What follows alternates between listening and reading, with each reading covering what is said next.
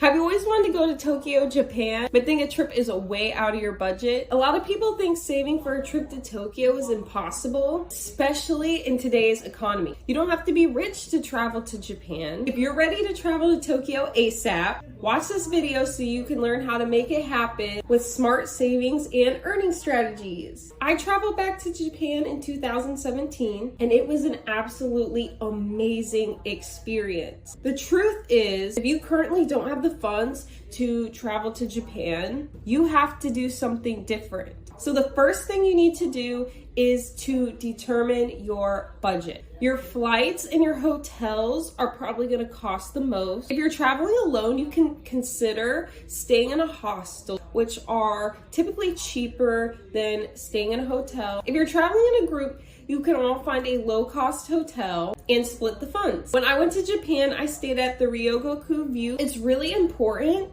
to find a hotel that is preferably near a subway. You're gonna be there exploring around Tokyo. I like the Ryogoku View because it was a bit cheaper because it's on the outskirts of Tokyo. It also was literally across from a subway station. It was also across from a sumo wrestling place where they had sumo matches. It was also like near McDonald's. I didn't even go there, but if you like McDonald's, there was one over there. You want to stay in Tokyo, stay at a hotel, consider staying on the outskirts, but you know, it can be really beneficial to make sure that you're staying somewhere that is within walking distance and close by a subway. I believe Ubers, Lyfts, things like that aren't as popular in Tokyo. After midnight, the subway does not run anymore and taxi fares literally double after midnight.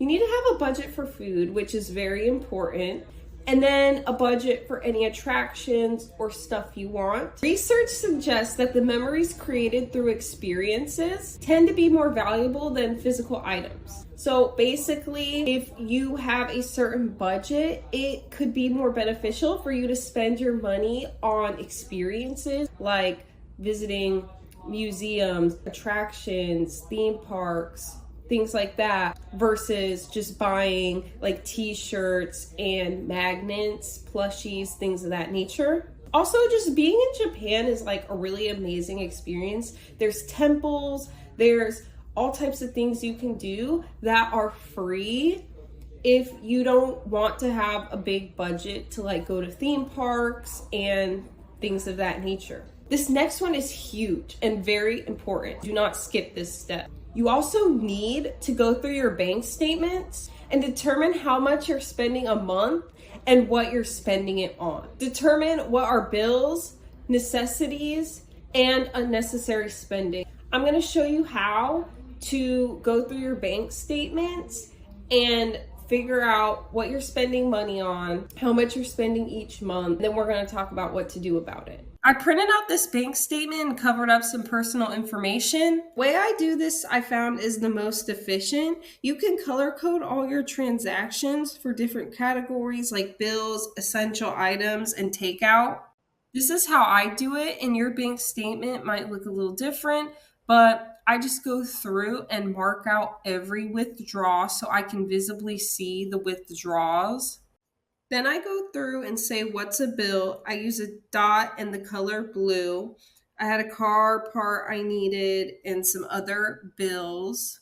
Then I go through with an X and mark what isn't a necessity. So fast food, random impulse purchases. Now go through with another color to break it down. I use green for grocery store. And I use yellow for fast food, takeout, and restaurants.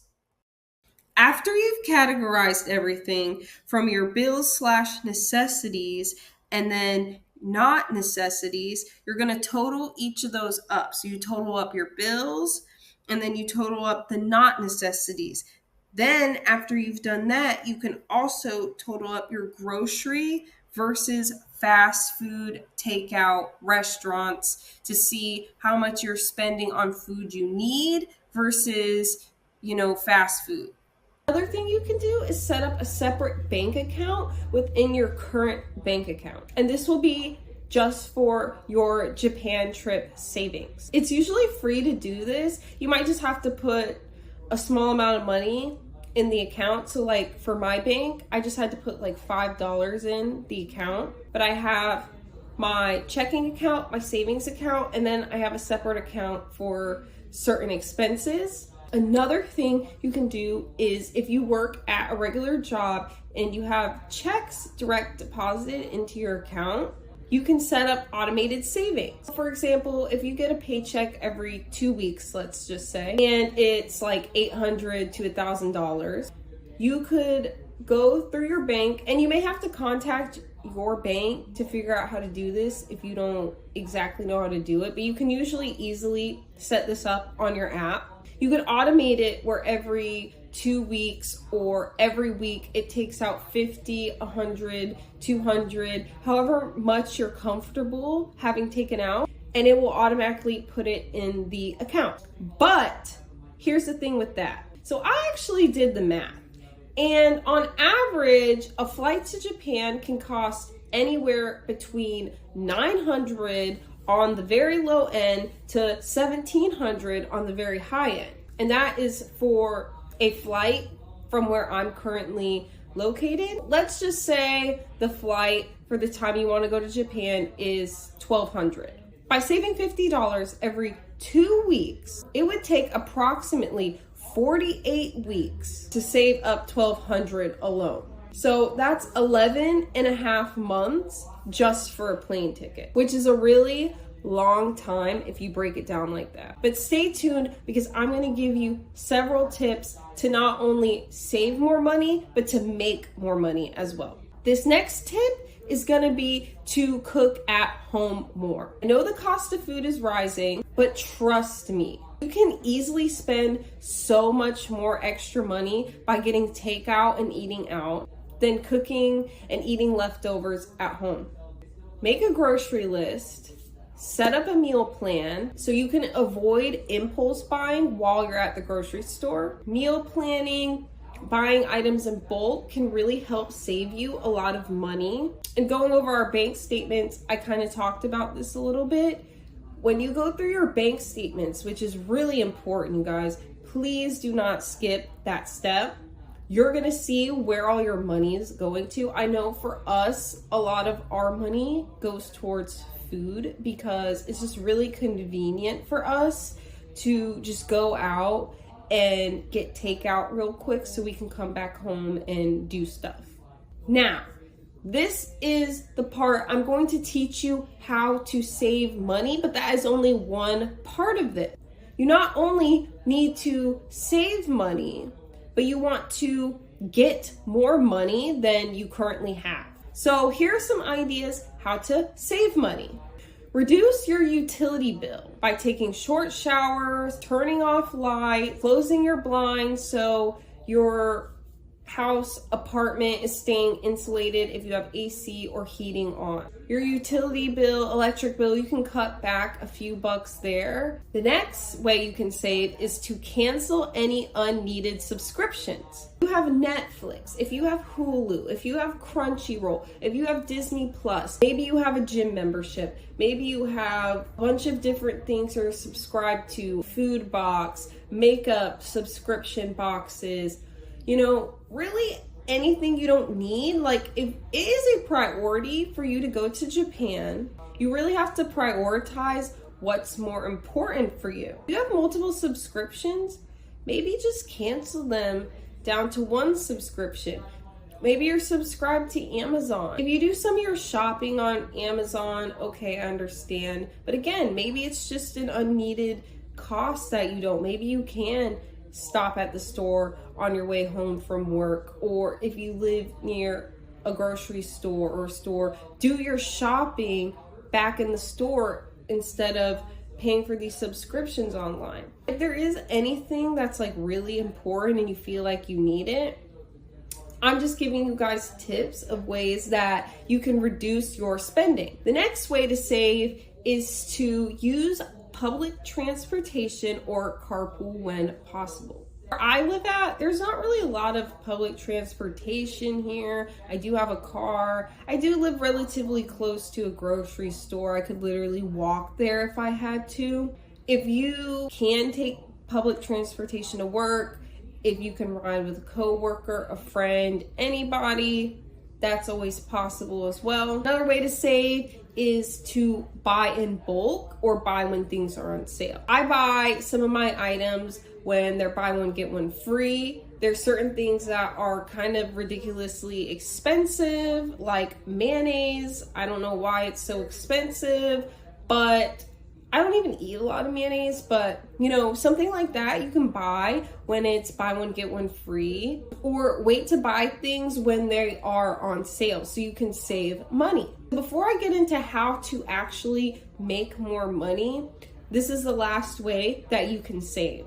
You want to start limiting your purchases. If you go to Walmart, if you go to the grocery store, you know, how I talked about meal planning before you go to the grocery store. Start making lists before you go to the store. Limit your purchases. If you really like shopping, maybe spend less time at the mall. Maybe spend less time, you know, browsing websites you enjoy, buying things from. Really want to limit your spending on unnecessary items, recreational items, things like that. All right, so let's get into how to actually make more money, because saving is only part of it.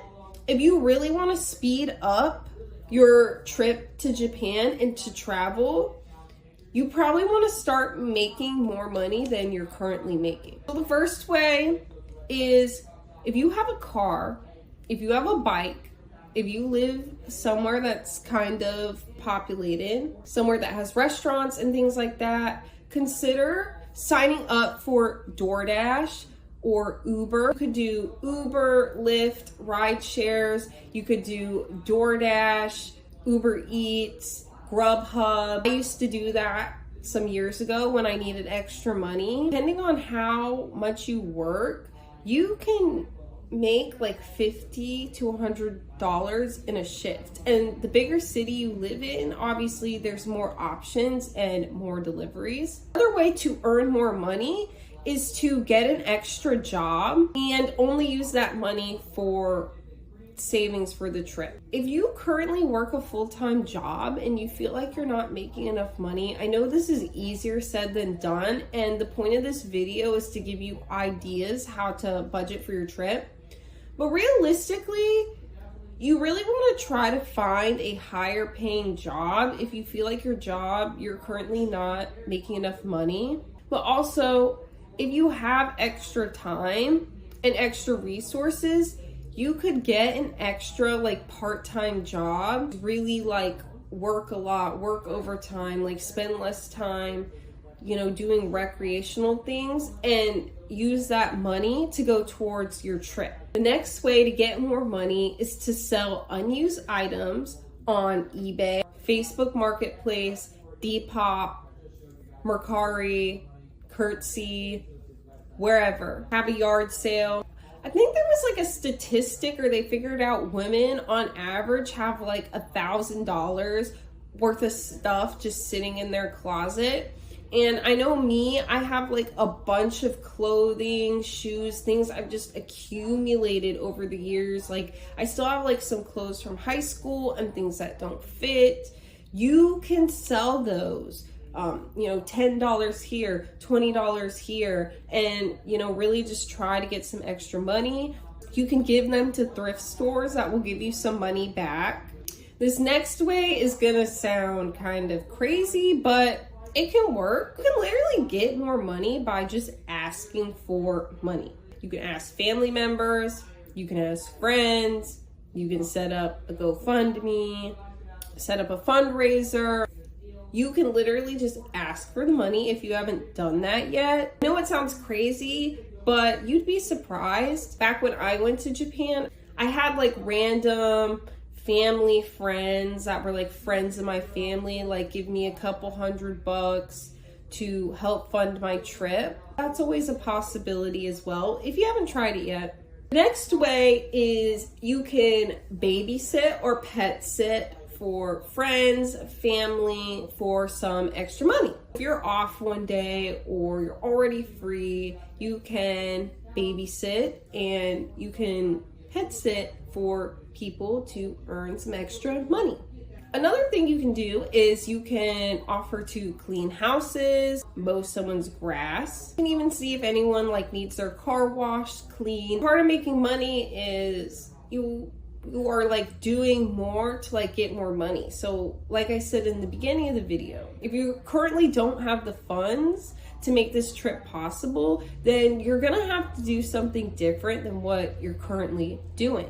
And this last way I'm gonna give, I'm not particularly a fan of this. The last way is to do a side hustle, freelancing your skills. As an artist myself, I know how difficult it can be to get your art out there. If you're a painter, if you draw, whatever it is that you do, you can, if you're not currently selling your art, if you're not currently monetizing your skills, this could definitely be another way that you can make some more money. I just don't like to super suggest or rely on this one just because there are a lot of struggling artists. There are a lot of starving artists, freelancers. I have a ton of friends that are freelancers and they still have to have a regular job. So this is just a suggestion as another way to make money. You can be doing multiple things to earn more money. That's my video